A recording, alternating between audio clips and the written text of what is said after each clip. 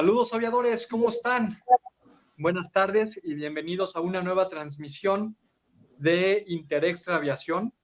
Estamos Dafne Cueto, Business Development Manager de Interextra.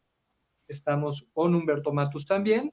Vamos a hacer una pequeña introducción al tema de Kobe Bryant. Estamos ahorita 25 personas conectadas en un estudio y en un análisis. Ahorita les van a dar más a detalles.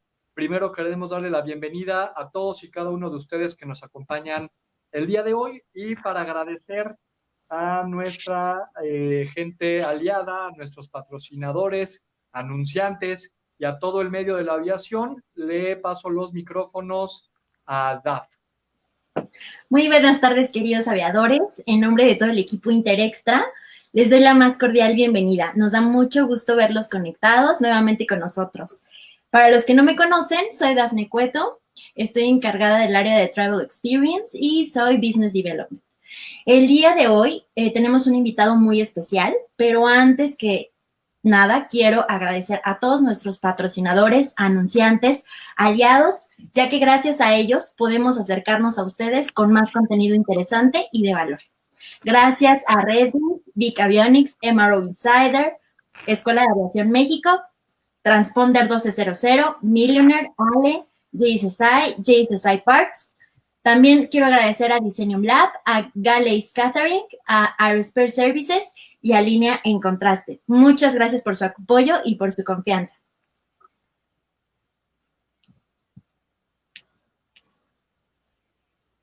Esta tarde tenemos en vivo nuestra sección de Capitán a Bordo. Analizaremos el terrible accidente que sufrió Kobe Bryant, un increíble basquetbolista fallecido el pasado 26 de enero. Y para este análisis quiero dar la bienvenida a nuestro invitado especial, el capitán Humberto Matus, piloto aviador de ala rotativa, militar y civil, así como experto en temas de seguridad y aviation management, instructor de vuelo de la Fuerza Aérea Mexicana por muchos años. Bienvenido, capitán Humberto Matus. Muchas gracias a todos, bienvenidos, muchas gracias por la invitación. Espero poder compartir un poquito de lo que he descubierto, lo que he estado leyendo acerca de este accidente, pero también espero que el mensaje pueda ser el cómo podemos evitarlo, qué podemos hacer para contrarrestar este tipo de situaciones. Bienvenidos todos nuevamente. Permítanme presentarme, soy el capitán Humberto Matus Castellanos, de México. Soy graduado de la Escuela Militar de Aviación, en donde presté mis servicios durante algunos años. Posterior me dediqué ahora a la aviación ejecutiva. Así que dentro de ese andar de estos 25 años en aviación, pues me he percatado que hay diversos, muchos factores que debemos cuidar todo el tiempo para llevar a cabo nuestras operaciones con mucho éxito. El día de hoy vamos a analizar o vamos a ver qué sucedió en el accidente de Kobe Bryant, el famoso basquetbolista. Este accidente, ¿por qué lo queremos analizar? Sabemos que a lo largo de la historia de la aviación hay accidentes que han impactado y que han cambiado el curso de cómo se percibe la aviación, tanto por las autoridades como por los usuarios, pero sobre todo en los operadores, en nosotros los operadores, que está el cómo podemos evitarlo. Hay accidentes que han marcado la historia de la aviación, como lo es el accidente de Chapecoense, en donde fallece una gran cantidad de personas pertenecientes a un equipo de fútbol brasileño, y que este accidente determina lo que es un accidente organizacional. Tiene la peculiaridad de que en este accidente fallece el piloto dueño de la aerolínea. Entonces, ese es uno de los accidentes que marcan definitivamente el rumbo de la aviación. otro es el de las aerolíneas argentinas, del Whisky Romeo Zulu. Hay una película que sí se llama, que habla de lo que es netamente un accidente organizacional. Y otro es el del Asiana Airlines, que habla de la automatización. Ese accidente ocurrió en San Francisco. Pero el día de hoy vamos a ver este accidente, el de Kobe Bryant. Este accidente ocurrió el 26 de enero, en la mañana, muy temprano. Tuvo la particularidad que estuvieron retrasando un poco el vuelo por el clima. Fue a bordo de un Sikorsky S-76B, un equipo moderno, sofisticado, con todas las ayudas para el piloto, todas las facilidades. El lugar fue un terreno montañoso, cerca de la ciudad de Calabasas, California. En este lugar es conocido porque es un paraje para ciclistas. Es un lugar montañoso y es un lugar que permite hacer ejercicio al aire libre, pero a la vez la orografía es muy accidentada. En este accidente fallecieron un piloto y 8 pasajeros, 9 personas, entre ellas la hija de Kobe Bryant. Pertenecían a Island Express Helicopters. Es una compañía que tenía todos sus documentos en orden para poder realizar vuelos visuales. Este dato lo tomaremos en cuenta porque más adelante lo vamos a analizar, en qué incide esto. ¿Quiénes participaron? Participaron todas las autoridades que normalmente participan en un accidente aéreo, incluyendo tanto los constructores de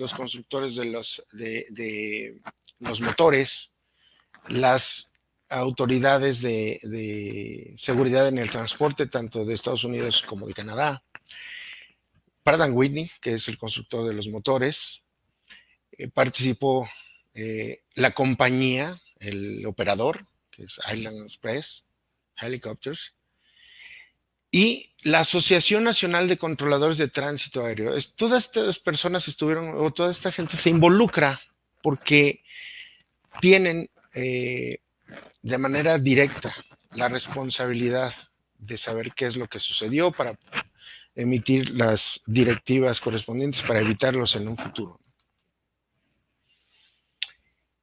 Aquí vamos a ver la primera imagen del accidente. Esta imagen nos revela que el lugar del accidente tiene todos los restos de la aeronave en un área muy pequeña, en un área muy fácil de identificar. Aquí tenemos estas áreas en donde se ve prácticamente la huella de la aeronave y todos los restos. Esta imagen que viene a continuación, esta imagen la tomó un ciclista y es inmediatamente después del momento del impacto. ¿Qué es lo que encontraron? Primeramente, que todos los componentes están en un área muy específica. Asimismo, encontraron de primera instancia que el helicóptero venía funcionando al momento del impacto. Que el fuselaje, la cabina, todos los componentes y desgraciadamente los ocupantes fueron sometidos a un incendio muy importante. Las secciones de los motores que pudieron analizar no mostraron evidencia de ninguna falla, venían trabajando bien, venían trabajando sin ningún problema. Eso quiere decir que el piloto traía control de su aeronave.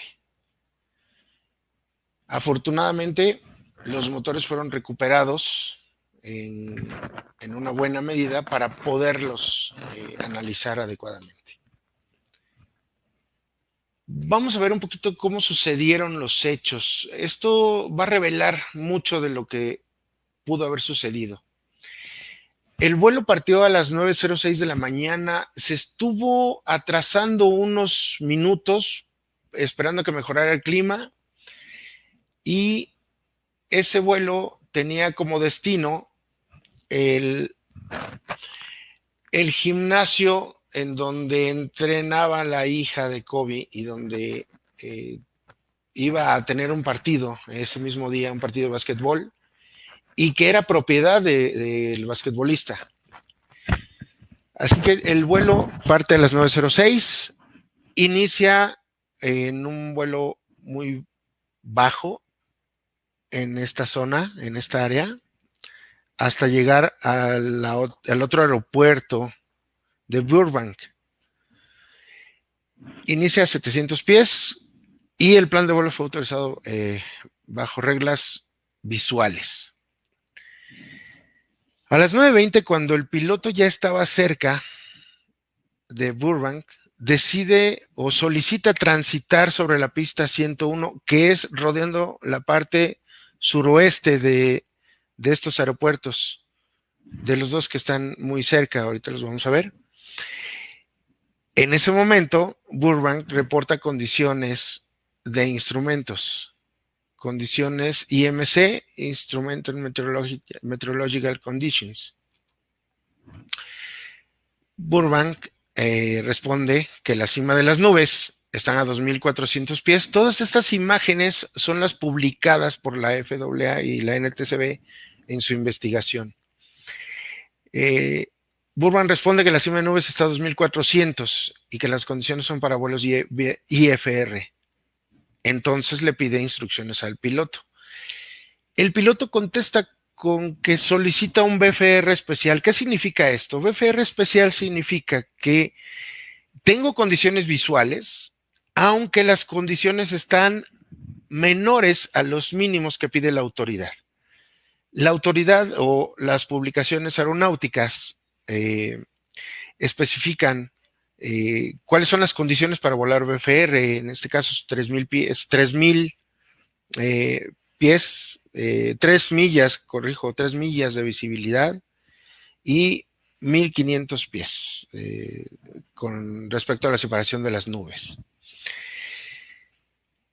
El piloto, al pedir el BFR especial, el controlador le contesta que debe esperar un poco debido al tráfico que tiene en ese momento en esa zona.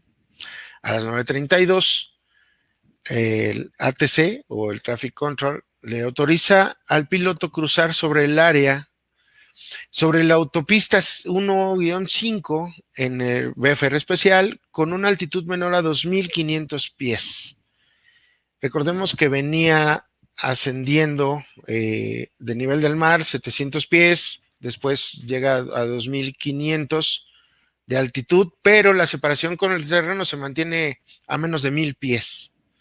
Ese dato también va a ser factor decisivo para el tiempo de recuperación o el tiempo que no tuvo para en un momento dado tratar de recuperar la aeronave. El piloto recibe y asciende a 1.400 pies de altitud, de 700 asciende a 1.400, y en respuesta a las intenciones, Burbank le autoriza rodear el aeropuerto hacia el otro aeropuerto, Van Nuys, por la pista 101, la autopista 101, que es por la parte suroeste en esta zona. A las 9:39, cuando el piloto pasaba al oeste de Van Nuys, a 1.500 pies de altitud, le preguntan al piloto si tenía condiciones visuales, a lo que el piloto contesta, otro dato revelador. Condiciones visuales, 1.500. 1.500 significa que mantenía a 1.500 pies de altitud. Esta era la ruta planeada. Despegando del aeropuerto John Wayne, se dirige al primer aeropuerto, que es el de Burbank, que se llama Bob Hub. En este aeropuerto es donde hace el primer contacto y le autorizan rodear. Aquí tenemos el punto donde es el cruce de la autopista 101. Y este aeropuerto que está aquí, que es el Van Nuys, es en donde se encuentra el radar de aproximación. Este aeropuerto tiene mucho tráfico. Es un aeropuerto con mucho tráfico y debido a eso tiene las comunicaciones siempre están saturadas. El plan de vuelo era volar hacia este punto para llegar a la Academia de Deportes que se encuentra aquí. Sin embargo, el accidente ocurre acá, cerca del poblado de Calabazas, California. Y aquí lo que notamos es la orografía del terreno. ¿Por qué no volar por la parte del mar? Tienen esta barrera. También recordemos que los espacios aéreos en muchas zonas de Estados Unidos están restringidas por zonas militares o por la clasificación del espacio aéreo. Entonces, la ruta comúnmente usada es rodeando los aeropuertos, por aquí. Cuando el controlador le aconseja al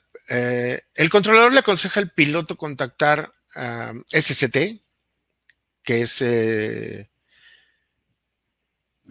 radar de aproximación, y el piloto lo contacta y explica o informa que se dirige a Camarillo, a 1500 pies. SCT responde, que es SCT es Southern California Terminal, responde que no puede tener contacto radar a esa altitud, estaba a 1500, y que termina los servicios, da por terminado los servicios de radar. ¿Qué significa? Que no le va a hacer más caso a ese vuelo, a ese piloto. Aquí vemos un poquito más a detalle los aeropuertos, el de Burbank, de Van Nuys, la autopista, Calabazas, California, el poblado, el lugar del accidente, y hacia esta zona se encuentra la Academia de Deportes a donde se dirigían. Después de que le dan por terminado los servicios de control radar, el control de radar fue relevado por otro controlador y no le pasó ese pequeño detalle de ese vuelo, ¿no? ¿Por qué? Porque no es obligación. A las 9:45 el piloto solicita a SCT ascender a 1500 pies por condiciones meteorológicas, mal tiempo, y solicita servicios de asesoría. ¿Qué significa esto? El piloto en ese momento ya se encuentra en un problema y le pide al control radar, que lo apoye, que le dé vectores, que lo saque del apuro. El nuevo controlador, el que relevó, le responde que no tiene conocimiento del vuelo y que identifique. Nuevamente, Southern California Terminal preguntó al piloto sus intenciones y el piloto responde que va a ascender a 4000 pies. Después de eso, a las 9:45, no hubo más transmisiones. Muy bien. Vamos a ver qué encontraron los investigadores. Los datos de radar indican que la aeronave ascendía por donde había dicho, por la autopista 101, que es la parte en donde el accidente del terreno, la orografía, permite buscar una referencia con el terreno, pero a la vez está fuera del espacio aéreo de la terminal de los aeropuertos. En este momento la aeronave alcanza 2.300 pies de altitud, más o menos, aproximadamente a 1.500 de altura sobre el terreno. Da un giro a la izquierda, 8 segundos después, da otro giro a la izquierda y comienza un descenso muy pronunciado. El piloto da a entender que el piloto buscaba regresar o buscaba condiciones visuales. La velocidad que alcanzó en el descenso después de esos giros para la aviación y para la visión de helicóptero, sabemos que 4,000 pies por minuto es una caída franca contra el terreno. No tenía control de la aeronave. La velocidad que alcanza fueron 160 nudos. Eso también nos indica que va en franca caída. El último eco se recibió a 1,200 pies de altitud, aproximadamente a 400 pies del lugar del accidente y prácticamente sobre el terreno, porque la elevación en esa zona está accidentada, pero está más o menos ahí a 1,200 pies en esa parte.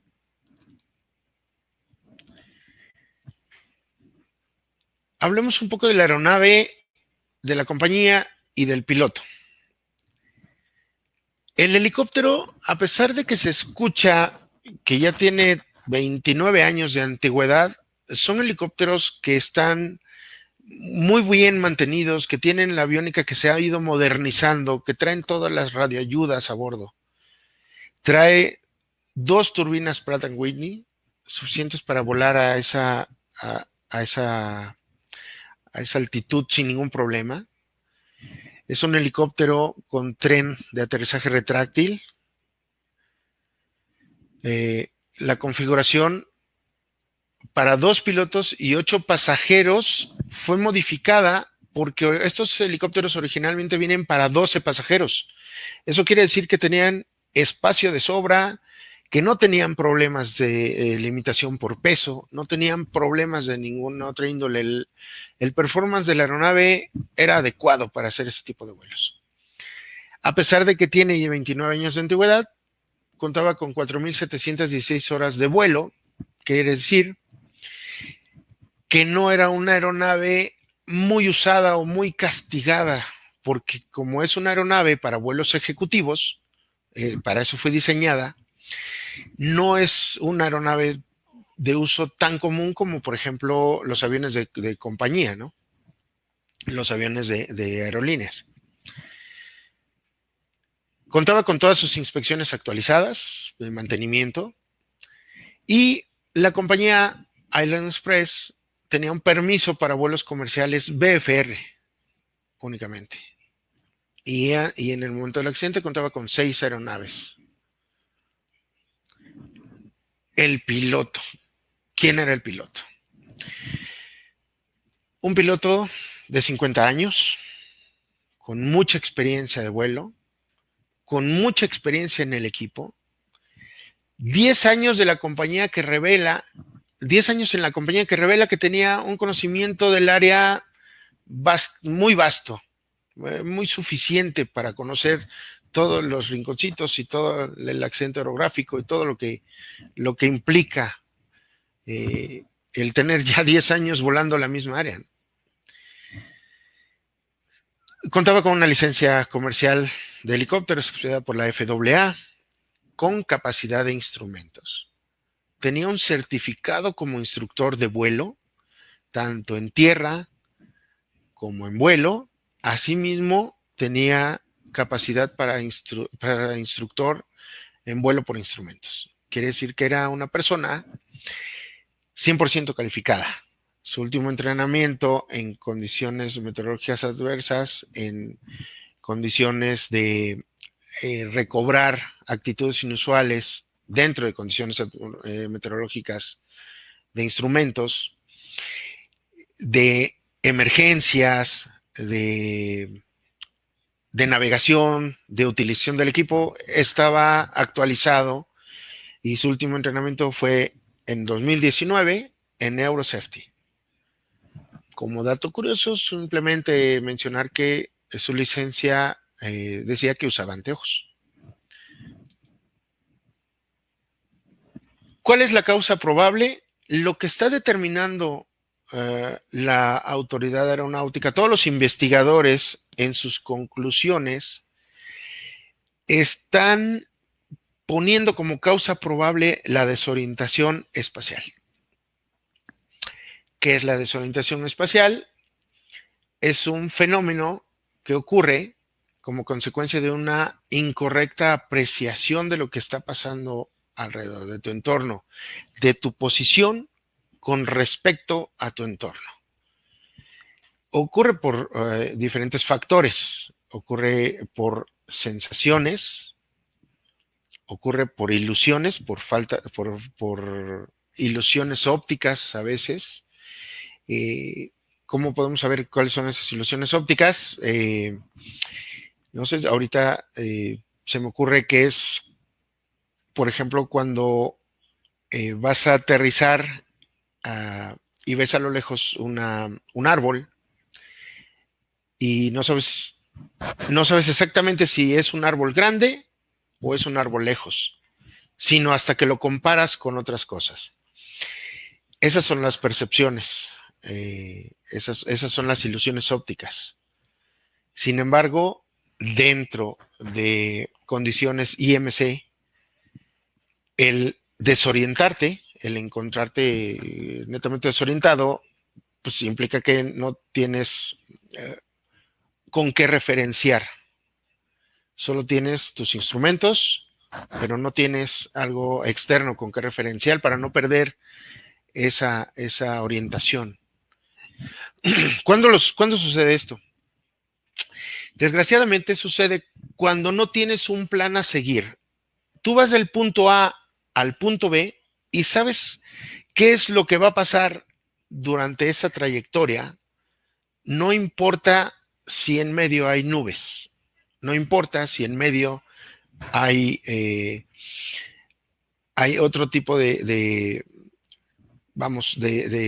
obstáculos, porque tú ya tienes planeada una ruta del punto A al punto B y eso lo puedes hacer todo el tiempo volando en condiciones visuales para que cuando lo hagas instrumentado sepas por dónde volar. Ocurre también cuando no sabes qué te depara el destino. Ya te metiste a mal tiempo y no sabes qué está sucediendo, qué va a suceder después. No sabes dónde está el terreno, no sabes cómo está el clima realmente, cómo está la lluvia, cómo está la tormenta, cómo está la tormenta eléctrica. No sabes qué sucede, no sabes qué va a suceder. Tratas de compensarlo dentro de tu cabina y haces movimientos inusuales y te desorientas. Tratas de buscar contacto con el terreno, tratas de buscar contacto visual con el terreno. Eso hace que tu aeronave tenga actitudes inusuales tratando de voltear a ver qué es lo que está pasando. Así es como viene. Sucede también cuando entras inadvertidamente a condiciones meteorológicas adversas, no solo cuando ya estás adentro, sino la simple sensación de entrar a la nube cuando no estás acostumbrado es una causa de tener desorientación espacial casi inmediatamente. Cuando no estás acostumbrado y cuando te sorprende esa entrada a las nubes. ¿Por qué viene el accidente? Bueno, el accidente viene porque no hay un tiempo de recuperación como tal. Recordemos que estaba volando a 1500 pies sobre el terreno, con una caída de 4000 pies por minuto. Eso quiere decir que tuvo 18 segundos para recobrar. 18 segundos para saber qué estaba pasando, 18 segundos para tratar de recuperar esa caída, pero 1500 pies de altitud, de altura, a 4000 pies por minuto de velocidad de descenso, implica que no tienes tiempo de nada. Si te sucede una actitud inusual, una desorientación espacial, con altitud de seguridad, tienes tiempo de aplicar las técnicas que te enseñan en el entrenamiento para recobrar esas actitudes. Si no es así, es muy difícil que se pueda recobrar. ¿Qué podemos hacer entonces para evitar todo eso? Bueno, pues resulta que ya hace mucho tiempo, en 1987, encontraron algo que se llama Aeronautical Decision Making, que no es más que el proceso de la toma de decisiones en cabina, el proceso de la toma de decisiones de un piloto. Esto no quiere decir que con el ADM vamos a evitar la desorientación espacial. Esto quiere decir que con el ADM nos vamos a meter en menos problemas o en los menos problemas posibles. Resulta que cuando en 1987 empezaron a diseñar lo del ADM, diseñaron ese curso y se lo impartieron a alumnos en un experimento para ver cómo funcionaba. Resulta que en esta escuela de aviación, a la mitad de los alumnos le dieron técnicas de Aeronautical Decision Making y a la otra mitad no se los dieron.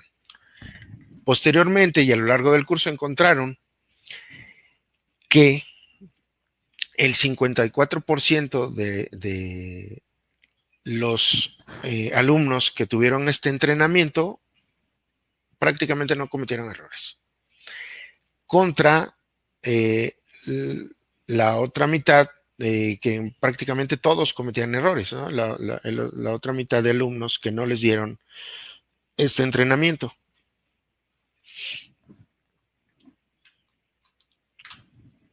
Entonces veremos qué es el ADM. Es un sistema que permite tener un proceso mental para el piloto para que pueda decidir el mejor curso de acción cuando ya tiene circunstancias muy específicas. ¿Cómo lo logra? El piloto se basa siempre en la información más reciente que tiene y para poder decidir o para poder tomar un curso de acción hay varias técnicas.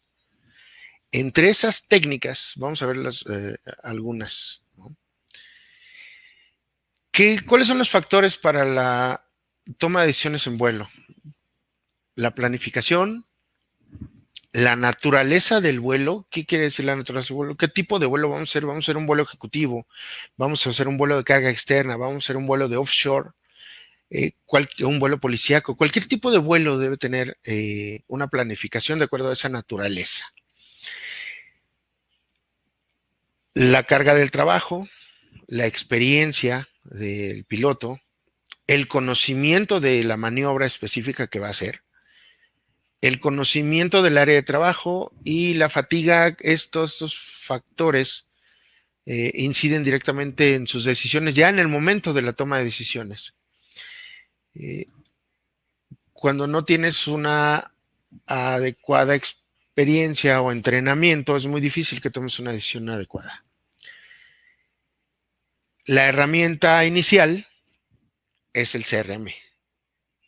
El CRM no solo está diseñado para la tripulación o para la cabina, o para la compañía incluso, como se ha mencionado en las últimas generaciones de CRM, sino cómo podemos administrar nuestros recursos volando single pilot. Tenemos que encontrar también o tomar esos cursos, encontrar esas técnicas, encontrarse uno mismo como piloto para que sepamos administrar adecuadamente nuestros recursos de cabina. ¿Qué tiene que ser un piloto volando? ¿Qué tiene que ser el piloto monitoreando? Ya no es copiloto, ya no es primer oficial, ya no es el acompañante, ya es el piloto monitoreando cuando vas en multicrew. ¿Qué hace el resto de la tripulación? ¿Qué hace si llevas sobrecargos? ¿Qué haces si llevas maestros de carga? ¿Qué haces si llevas ingenieros de vuelo? ¿Qué tienen que hacer si van mecánicos a bordo? ¿Cuáles son sus funciones específicas? Tenemos que respetar concepto de cabina estéril, que es no contaminar la cabina con otra cosa que no sea el vuelo en los momentos críticos del vuelo, en las fases críticas del vuelo. Es diferente la cabina estéril, es diferente la fase crítica del vuelo en un avión de aerolínea que en un helicóptero en vuelos policíacos o de rescate. ¿Por qué? Simplemente porque la fase crítica del vuelo ya no solo el despegue y el aterrizaje, sino la maniobra en sí que va a hacer esa aeronave en específico. Y el uso de todos los recursos en la cabina. Recuerden que hace mucho tiempo, cuando yo era estudiante, nos daban un código de colores que ilumina la torre de control cuando no hay comunicación, te quedas sordo, cuando no tienes audio, radios con torre de control. Hoy en día está vigente esa técnica de luces, pero resulta que tienes un teléfono celular. Eso es un recurso de cabina. Y más si vuelas helicópteros. Eso es un recurso de cabina. Si haces la llamada y si no conoces el número al que tienes que llamar, el número de la torre de control porque te quedaste en sordo, llama al 911 o llama al número de emergencias y te van a enlazar vía telefónica con quien necesites. Todo ahora se vuelve un recurso para el piloto. Todo se vuelve un recurso para llevar a cabo un vuelo seguro. Vamos a hacer un ejercicio FODA, vamos a tratar de hacer un ejercicio FODA para podernos conocer mejor nosotros mismos como single pilot o con nuestra tripulación en multicrew. Este ejercicio FODA lo pueden hacer con su gerente de operaciones, con su jefe de pilotos o ustedes mismos si trabajan en una compañía grande, en una compañía pequeña o solo vuelan para un particular. Hagan sus ejercicios, conózcanse, traten de identificar. Cuando identifiquen sus debilidades y sus amenazas, es más fácil poder protocolizar. ¿Qué quiere decir esto? Si tengo este problema, tengo esta solución. O yo enumero mis soluciones. De acuerdo a esa enumeración de soluciones, de problemas y soluciones, lo que podemos hacer es priorizar y eso, al final de cuentas, nos da una guía de cómo podemos evitar o mitigar las amenazas.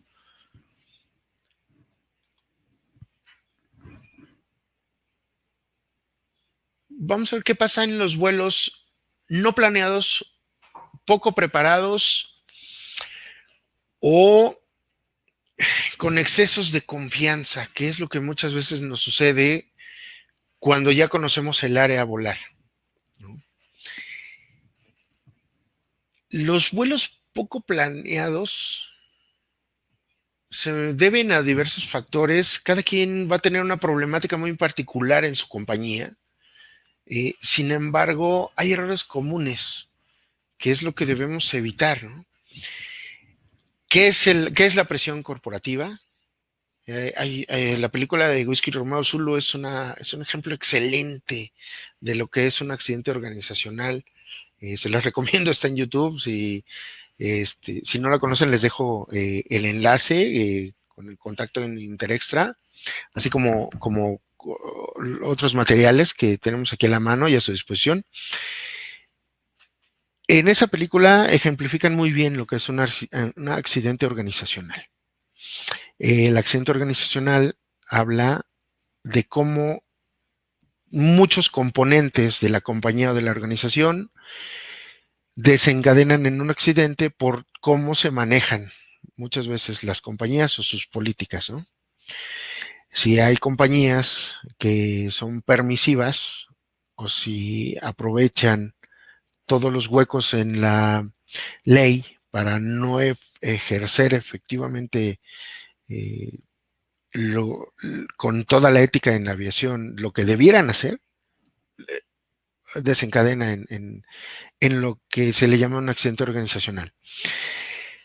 Rápidamente, muy rápidamente, en la película Whisky Romeo Zulu, habla de cómo estaba deficiente el mantenimiento en aquel entonces en aerolíneas argentinas y cómo los mismos, el mismo operador autorizaba volar con esas deficiencias o con esas fallas o con esas alarmas.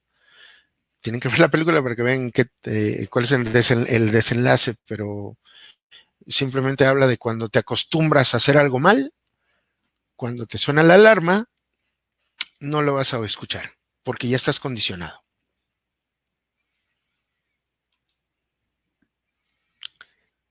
¿Cuándo podemos descontinuar un vuelo?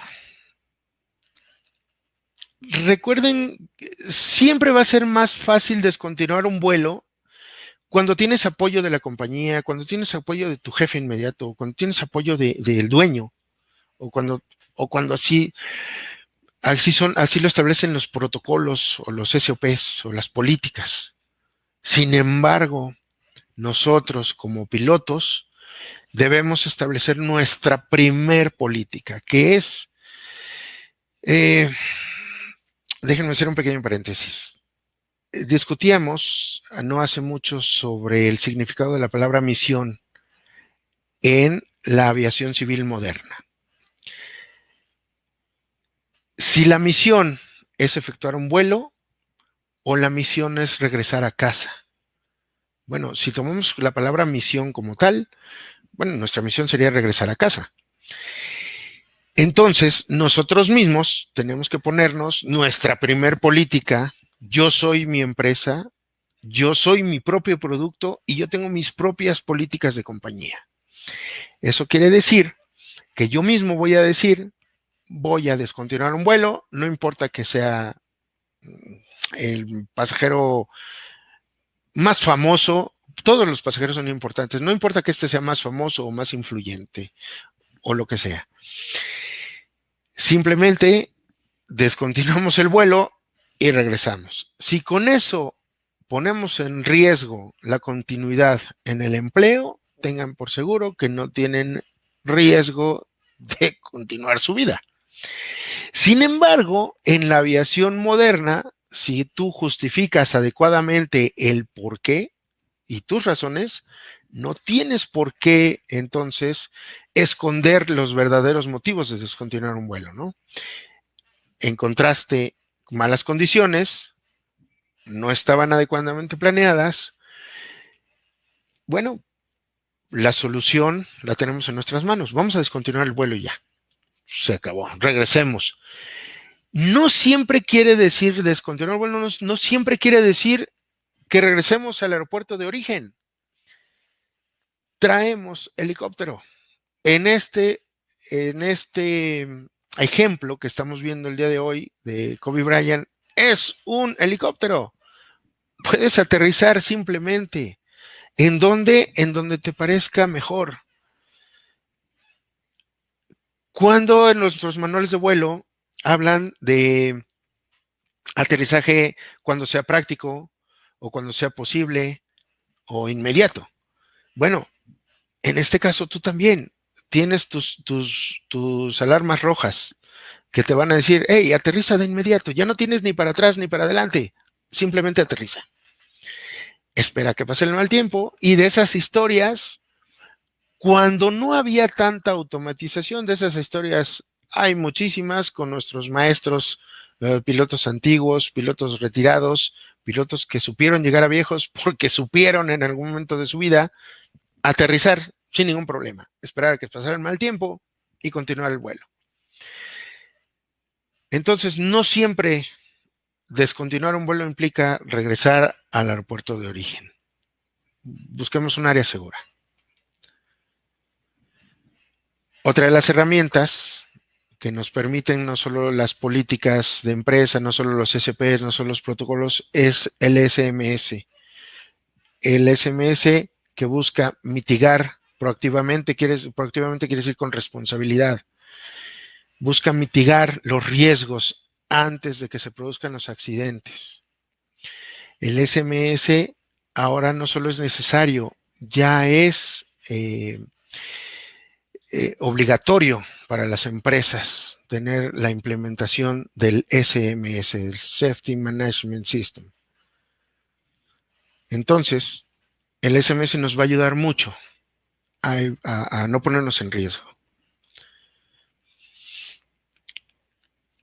¿Qué es o cómo podemos resolver las emergencias? Obviamente con el adiestramiento, con el entrenamiento, con la práctica. Pero vamos a ver algo aquí que me ha llamado mucho la atención desde la primera vez que escuché esta explicación en Flight Safety, que es luchar de la lógica contra el instinto, contra el reflejo condicionado. Y aquí vamos a hablar de algo muy interesante, que es el reflejo condicionado. Resulta que como seres humanos, la posición natural en donde te sientes más seguro es en la posición fetal. Cuando tú te sientes expuesto o atacado, quieres regresar siempre a posición fetal. Pero en la aviación de helicópteros, eso mata. Si tú regresas a la posición fetal, estás jalando tu cíclico y estás jalando tu colectivo. Estás quitando velocidad y estás quitando vueltas, que estás quitando revoluciones por minuto del rotor principal. Entonces, luchar contra nuestros reflejos condicionados es luchar contra nuestra misma humanidad. Eso, la única forma de contrarrestarlo es con un entrenamiento adecuado, para que de tal forma que nuestro primer reflejo, nuestro primer instinto sea lo que entrenemos. Nuestro reflejo condicionado ahora se vuelva el entrenamiento en lugar de tener las actitudes de posición fetal. Luchemos el reflejo condicionado instintivo o el instinto de bebés contra el reflejo condicionado que es el entrenamiento, ¿no? No sé si me expliqué adecuadamente, pero espero que me hayan comprendido qué es lo que trato de decir. ¿Qué necesitamos para volar? Para efectuar un vuelo seguro en climas predominantemente con condiciones meteorológicas adversas. Bueno, tenemos un sinfín de ayudas ahora. No solo el ATC nos informa, no solo el LATIS nos lee o nos dice las condiciones actuales de nuestro destino, sino tenemos un sinfín de aplicaciones, tenemos muchas herramientas tecnológicas para prever el clima. Podemos preparar una ruta apoyada en puntos GPS con altitudes establecidas. Tenemos que trabajar adecuadamente en nuestro peso y balance. Tenemos que saber exactamente cuánto es el combustible necesario, cuánto es el combustible de reserva y cuánto va a ser la carga útil para que podamos maniobrar adecuadamente dentro de IMC. Vamos a repasar o vamos a planear que nuestras técnicas para despegue, ascenso, aproximación y aterrizaje. Recuerden que para vuelos IMC como helicópteros, nuestros despegues y nuestros ascensos son visuales, netamente. Si hay clima predominante IMC, los despegues y los ascensos son visuales, los descensos y los aterrizajes son visuales. Únicamente el tramito que vamos a tener que cruzar IMC es el que tenemos permitido no ser visual. 100%. Para eso tenemos estas ayudas. Ayudas a la navegación, como el director de vuelo, las rutas preestablecidas, el radar meteorológico, el HTAUS, el GPWS. ¿Qué pasa como pilotos de helicópteros? ¿Qué pasa con los pilotos novatos de las aerolíneas comerciales? Los pilotos novatos de aerolíneas comerciales difícilmente se meten en estos problemas. ¿Por qué?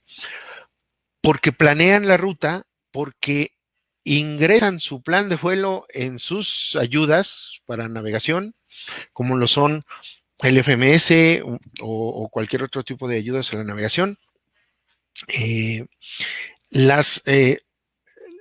Introducen la información y simplemente ponen el equipo a navegar automático. Nosotros tendríamos que hacer lo mismo, director de vuelo, las rutas preestablecidas, poniéndolas en nuestro Garmin 530, en nuestro Garmin 1000, en lo que podamos, en lo que tengamos, en lo que ahora actualmente podemos hacer. Como pilotos, estas ayudas no están alejadas de nosotros. Son ayudas que no siempre tienen que ir en el panel de instrumentos, no siempre tienen que ir como tal en el helicóptero, como parte de la aeronave. Pueden ser ayudas portátiles. Si yo soy un piloto que vuelo en diferentes aeronaves, traigo mi GPS portátil, lo instalo, así como traemos el iPad, así como traemos el teléfono, así traemos nuestro GPS y todas esas ayudas tecnológicas actualmente permiten facilitarnos la vida. Tenemos el terreno a la vista, podemos interpretar el terreno. Ayudas como el GPWS o el HTAUS nos van a decir dónde está el terreno y nos van a avisar de manera auditiva dónde está. Recuerden que si vamos a usar eso, hay que refrescar la página de Terrain antes de cruzar un área IMC. Lo que estamos viendo en ese tipo de ayudas es una base de datos, no es un radar que interpreta en tiempo real el terreno, es simplemente una base de datos que ya está prealimentada y que con colorimetría nos ayuda a identificar los accidentes del terreno. Otra parte es el uso correcto del radar meteorológico. El radar meteorológico incide, el uso correcto de este radar incide directamente en su interpretación. Si no seleccionas adecuadamente el ángulo o el tipo de información que estamos necesitando, que lo podemos seleccionar, no vamos a tener una adecuada interpretación de la información que nos está presentando la pantalla. No es lo mismo el ángulo seleccionado para una aeronave que vuela a 30,000 pies de altitud a un helicóptero que vuela entre nivel del mar y hasta 15,000 pies. No es la misma información meteorológica que necesitamos y no es el mismo ángulo que vamos a seleccionar, aunque los equipos de radar meteorológico sean idénticos tanto en una aeronave que vuela a 30,000 pies como en un helicóptero que vuela a nivel del mar. Muchos dispositivos, de esto hablamos, no solo te ayudan con colorimetría, sino tienen otras ayudas a la navegación y son equipos que cuestan alrededor de $1,500. Yo sé que es caro, pero estamos volando equipos que valen millones de dólares y lo debemos tomar como equipo personal de vuelo, como equipo básico de vuelo. Entonces, ahora actualmente es traer este tipo de ayudas como el iPad y las aplicaciones que vienen en el iPad o el teléfono o lo que pudieras tener, ¿no? A la mano como parte de tus recursos en cabina. Herramientas para evitar errores y violaciones. Necesitamos hacer ese cambio cultural. ¿Cómo lo vamos a hacer? Es muy complicado actualmente convencer a la gente que el SMS tiene la filosofía de no punitivo. Es decir, todos los reportes que llegan no se van a castigar. Sin embargo, trataremos de mitigar estos riesgos, identificando también cuáles son nuestros tipos de fallos en este ámbito. No es lo mismo un error que una violación. Y la diferencia está en la intencionalidad. Si yo sé que el semáforo está en rojo y me lo paso, intencionalmente estoy cometiendo una violación al reglamento de tránsito. Sin embargo, si no vi el semáforo, el error está en la pérdida de conciencia situacional. No estoy en lo que debo estar. El entrenamiento continuo, sus técnicas de aterrizaje, el uso de cartas en donde nos dice las elevaciones del terreno, el uso de GPS con Terrain, los procedimientos adecuados en vuelo,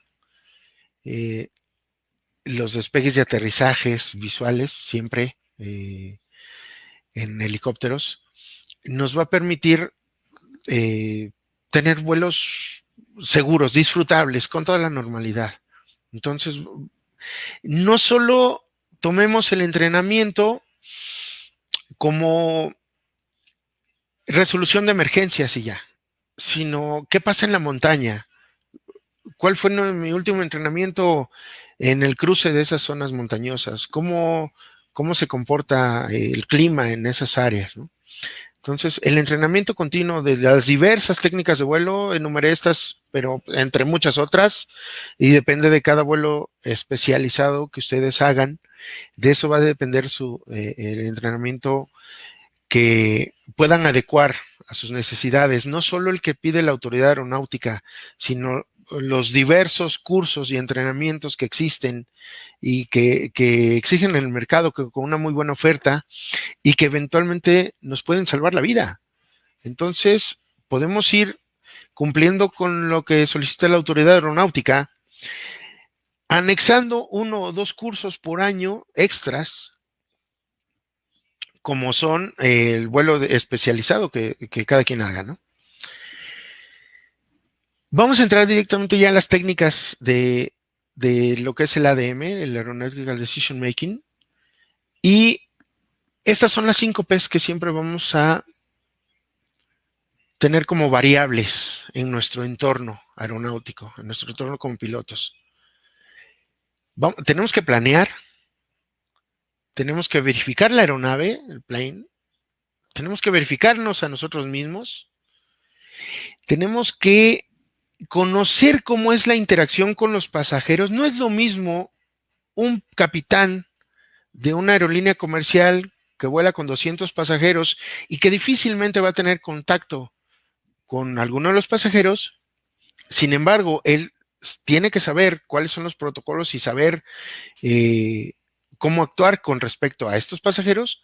No es lo mismo esa comunicación directa que la que tiene un piloto con una aeronave pequeña y que los pasajeros llegan directamente con él, ¿no? Y hablan directamente con él acerca de sus necesidades, acerca de sus gustos, acerca del clima, de la descripción de la aeronave, es más, está tan cercano que todos ustedes saben que llegan y se toman fotos, se pueden tomar fotos con ustedes como tripulantes o ellos con la aeronave. La comunicación es muy, muy cercana. Y el programa, ya teniendo todo esto, ¿cómo lo vamos a ejecutar? Ya que lo hayamos planeado, ¿cómo lo vamos a ejecutar? Ahora sí ya efectivamente, ¿no? En la sustancia. El ciclo de la Aeronáutica Decision Making habla de cómo percibimos el problema, cómo procesamos, qué es lo que estamos percibiendo, cómo lo estamos procesando, qué se nos viene a la mente en ese momento y cómo lo vamos a ejecutar. Y una vez que ejecutemos esa acción, vamos a ver las consecuencias y de nuevo vamos a ver cómo percibimos esas consecuencias. Y reiniciamos el ciclo. Recordemos que todo el vuelo es dinámico, este ciclo es muy dinámico. ¿Qué es el PAVE? El PAVE es lo que debemos cuidar en todo momento. Todos estos factores, algunos son internos, otros son externos, pero son los que nos van a afectar finalmente al desarrollo del vuelo. ¿Qué vamos a cuidar del pilot? ¿Qué vamos a cuidar de la aeronave, del ambiente y de las presiones externas? Ahorita vamos a ver un poquito qué es cada una. ¿Qué es el modelo DECIDE?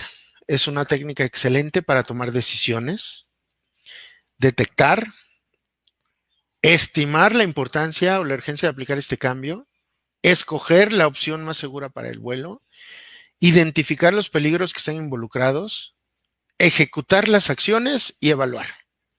El modelo DECIDE es un modelo que va junto con lo que estamos viendo en las 5 Ps y en todo el proceso directo del ADM. ¿Qué tenemos que checar del piloto? ¿Me siento bien? Enfermedad, medicación, estrés, alcohol, fatiga y emociones. ¿Cómo me siento? La pérdida de conciencia situacional o la pérdida de saber qué estamos haciendo, en dónde estamos, qué es lo que está pasando.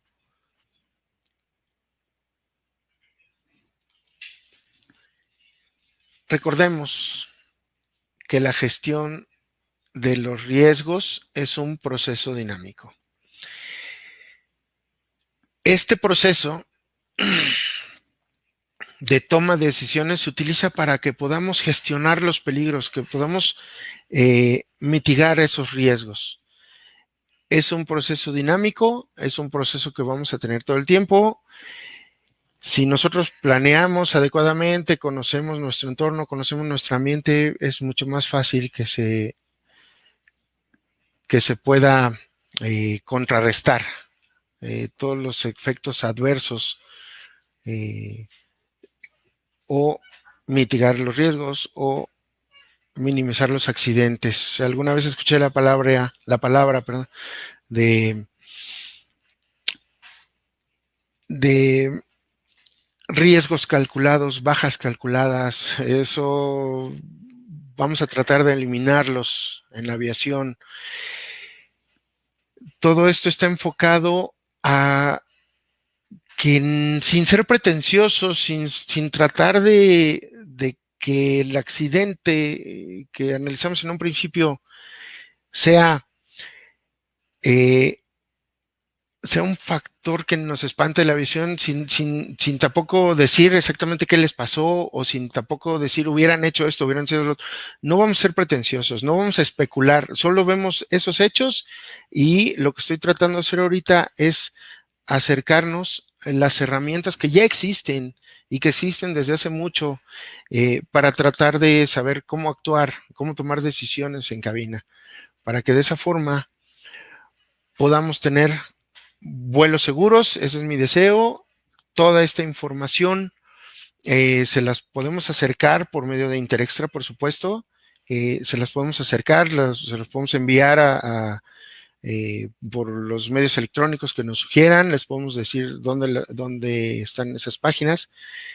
Y con todo eso, todo es con el único fin de ayudar a mitigar, como dice el SMS, a mitigar esos riesgos en la aviación, hacer de nuestra aviación que siga siendo el medio de transporte más seguro, la industria más importante, nuestra misión de llegar siempre a casa, facilitándole a la gente, a las personas, el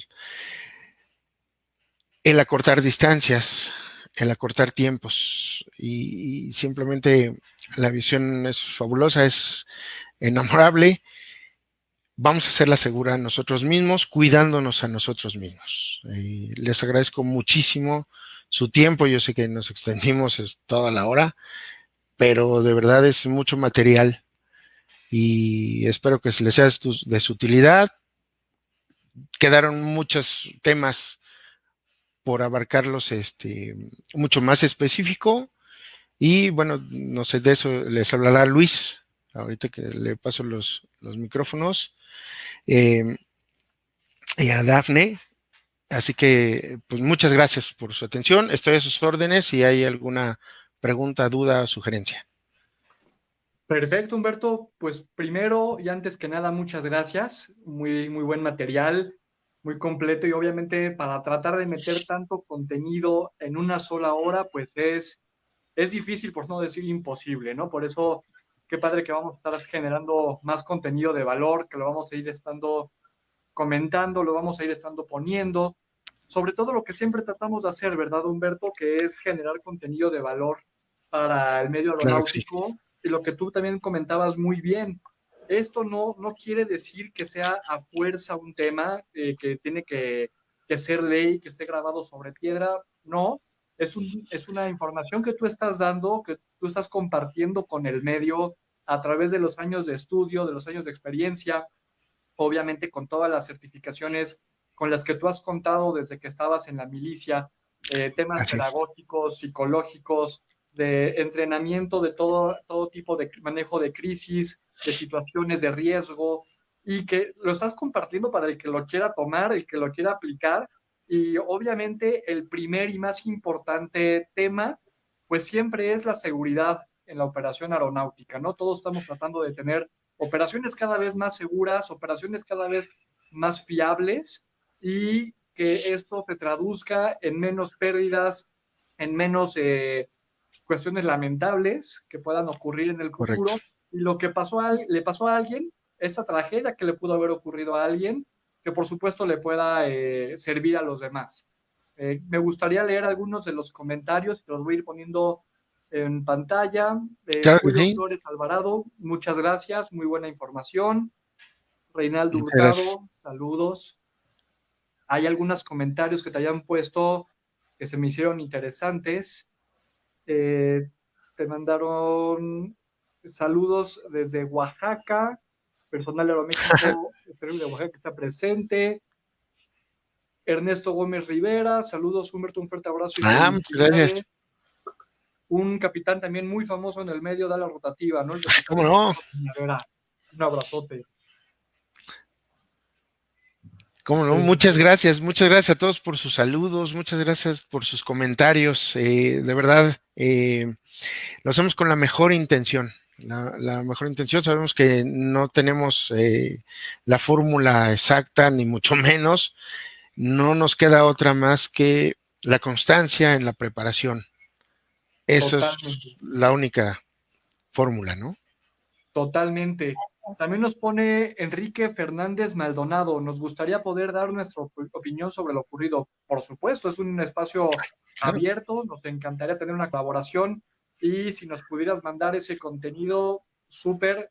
Y yo, por supuesto, que lo consideramos para tener también una mesa de plática, una mesa de debate con el fin de construir más hacia la seguridad aeronáutica. Igual con Humberto, Santiago, si luego también nos quiere acompañar y más miembros, pues qué mejor que tener más voces y que podamos incrementar conforme tenemos más opiniones diferentes, perspectivas que nos alimenten y sobre todo que vengan bien construidas en fundamentos, pues qué mejor para la seguridad operacional.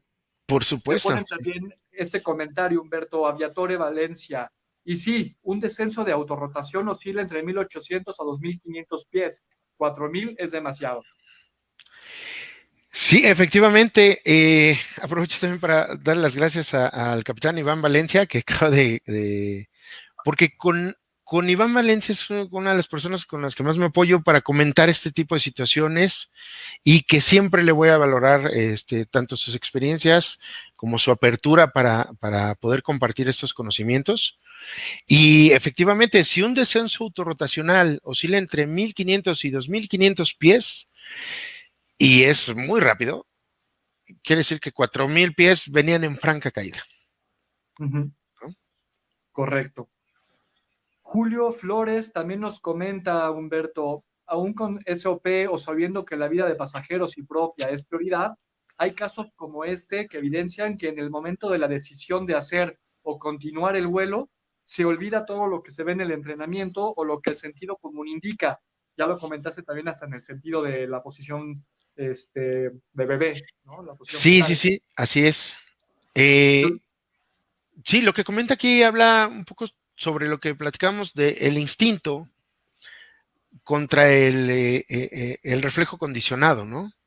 Uh-huh. Y cómo el entrenamiento se convierte en el factor decisivo para poder tomar una decisión adecuada. No estamos hablando de que el entrenamiento evite entrar a IMC, como en este caso, que ya estaban adentro. Lo que te da el entrenamiento son las armas para poderlas evitar o para poderlas rodear, para poder saber qué vas a hacer ya que estés adentro. Eso es lo único que es el entrenamiento.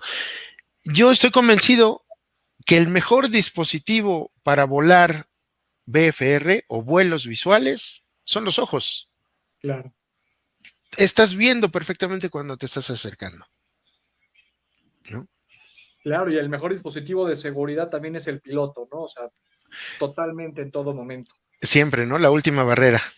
La última barrera, como bien mencionas, y también nos complementa Julio Flores, lo que estás comentando, creo que se debe calar más, insistir más en análisis y manejo de actitudes, aún más que en las aptitudes. Aunque ambas suman a una operación segura, las actitudes de cualquier tipo hacen diferencia.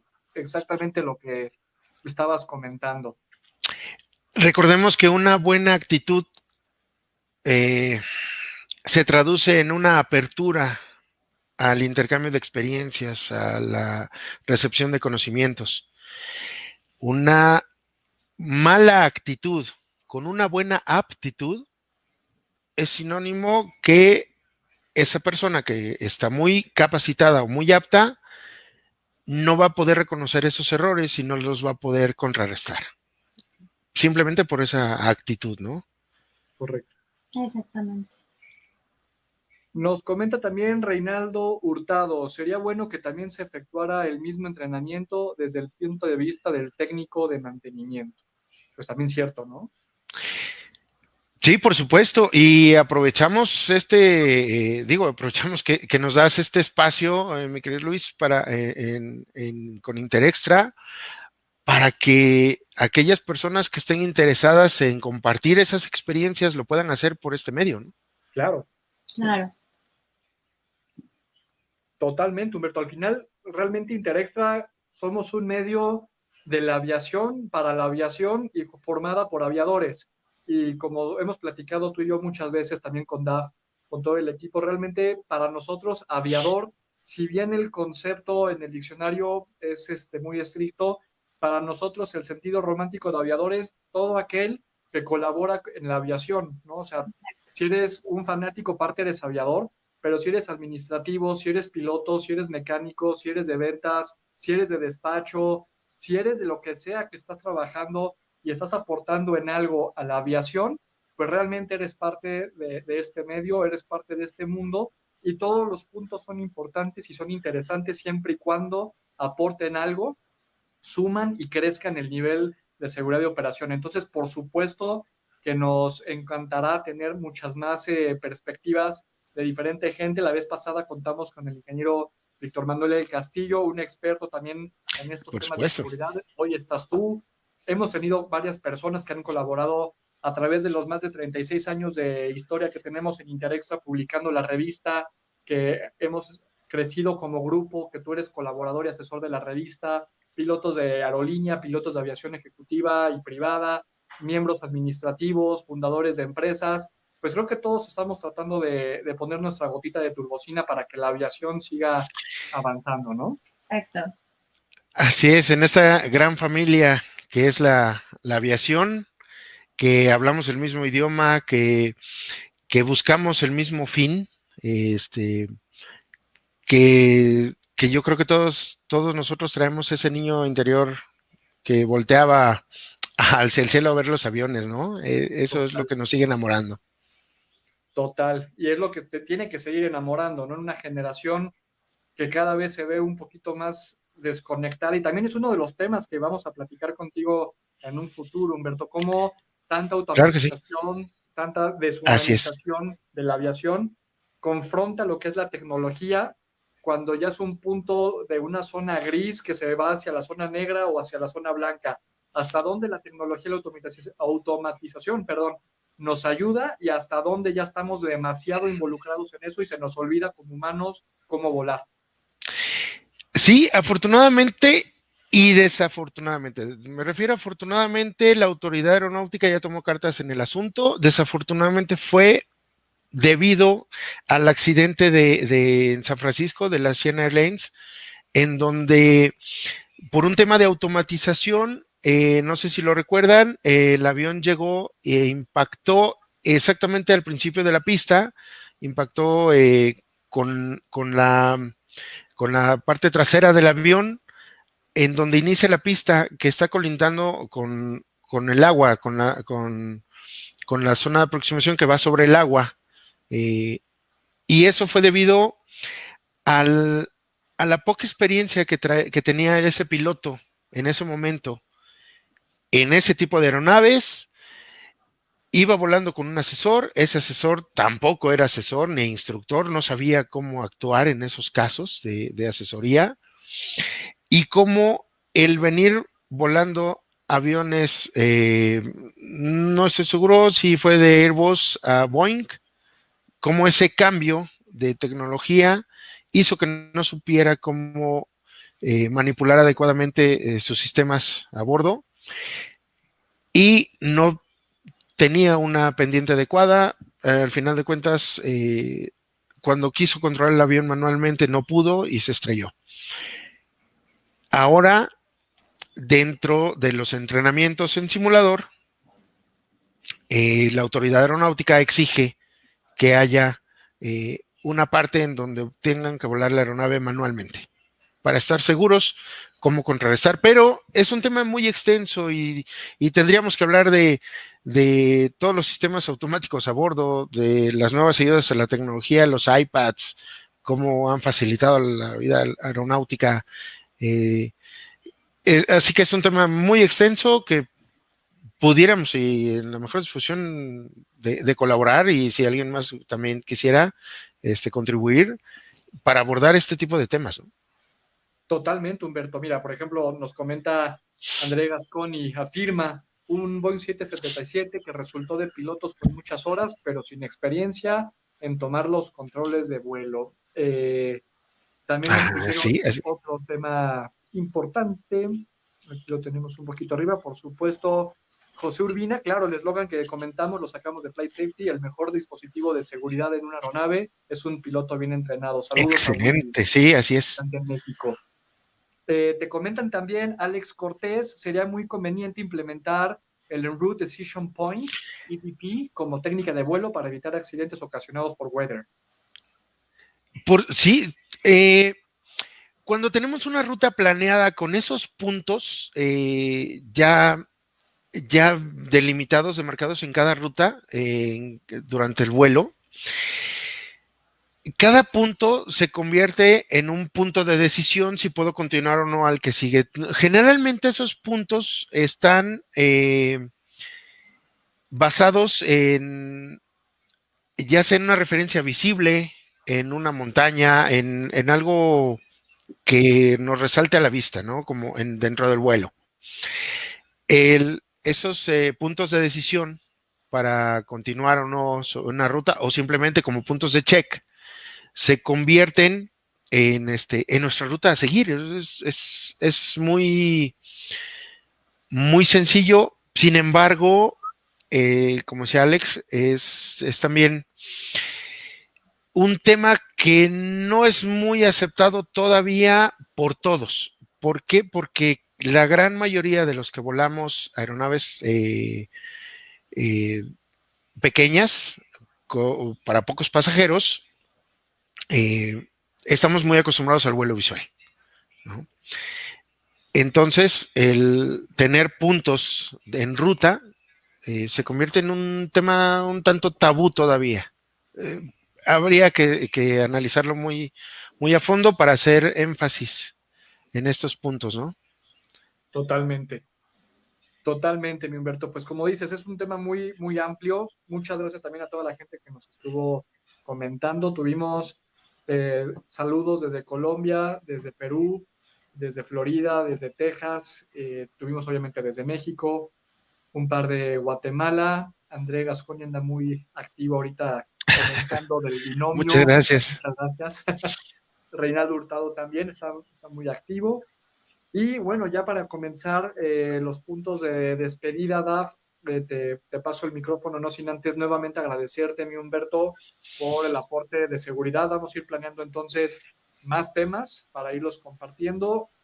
Hasta ahorita tenemos un poquito arriba de 10,000 personas que se interesaron en el evento, con visitas entre 70 y 150 personas en promedio que entraban, salían, y Muchas depende gracias a también de todos. los grupos en los que se estuvieron compartiendo. Ahí estaremos comentando. Nos mandó Luis Carlos Durán saludos desde Tizayuca, saludos también hasta Tizayuca. Muchas gracias. Muchas gracias. Saludos desde El Salvador. Nos pone José Urbina. Muchas gracias, José. Saludos también a El Salvador, a toda Centroamérica, Latinoamérica, nuestra región tan bonita. Nos pone Fer. Gracias, Capitán Matus, por compartir su tiempo, conocimiento y experiencia. Gracias al equipo de Interextra por hacerlo posible. Gracias también a ti, Flies. Yasmín Chávez, saludos desde Mesa, Arizona. También saludos, Yasmín, y a Carlos. Muchos saludos, mi Carlos. Dianita nos pone saludos desde Monterrey. Saludos también para Monterrey. Un abrazo, Dianita. Muchas gracias. Y pues ahora sí, acabo con Adrián Feliciano. Saludos desde Torreón. También saludos, Toluca, Zapopan, Jalisco. Nos manda Víctor Buendía. Saludos desde Veracruz. Saludos desde Puebla. Saludos muy bien, Luis Briones. Saludos desde Costa Rica. Abrazos y muy obrigado. Saludos desde Brasil, desde Sao Paulo. Saludos desde Argentina, desde Buenos Aires también nos están escuchando. Saludos desde Ojo de Agua, Carla Matus. Muchas gracias, Carla. Un beso, mi hija. Conocido, Humberto. Sí, claro. Un poquito por ahí. Y ahora sí, Daf, pues darte las gracias y pasarte el micrófono para los últimos agradecimientos.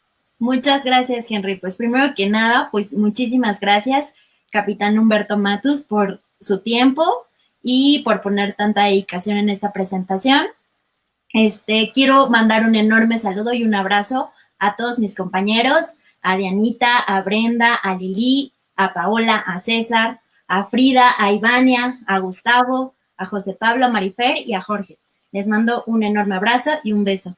Y bueno, pues nuevamente agradecer a nuestros aliados, a nuestros patrocinadores y a nuestros amigos de Red Wings, Vic Avionics, de MRO Insider, de Escuela de Aviación México, de Transponder 1200, de Millionaire, de Ale, de JSSI Parts, a nuestros amigos de Designium Lab, a Galley's Catering, que se acaba de incorporar con nosotros, a Aerosphere Services, a Línea en Contraste, a Nox, que también ahorita estamos con hangares y aeropuertos privados en la zona de Mérida, bienes raíces y arte.